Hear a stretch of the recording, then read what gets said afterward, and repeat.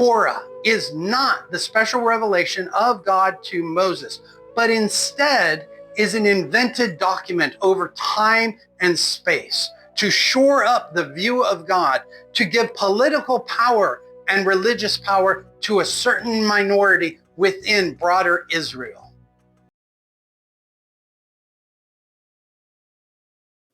What we now know about the book of Genesis, he did not know that the story of the creation in 7 days, the first chapter of Genesis, was really a hymn of praise to the Creator God, written either while the Jews were in captivity in Babylon or shortly after their return from Babylon, which would mean it was written in the 6th century before the Common Era.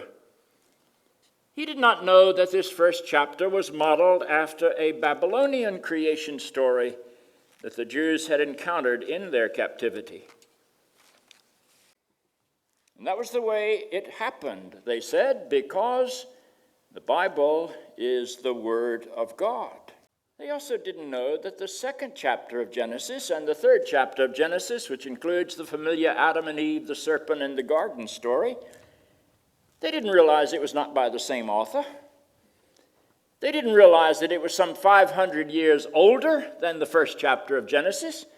They thought it was just a continued story in the Word of God, chapters 2 and 3. That ancient story, as I suggested, 500 years older than chapter 1, offered a possibility.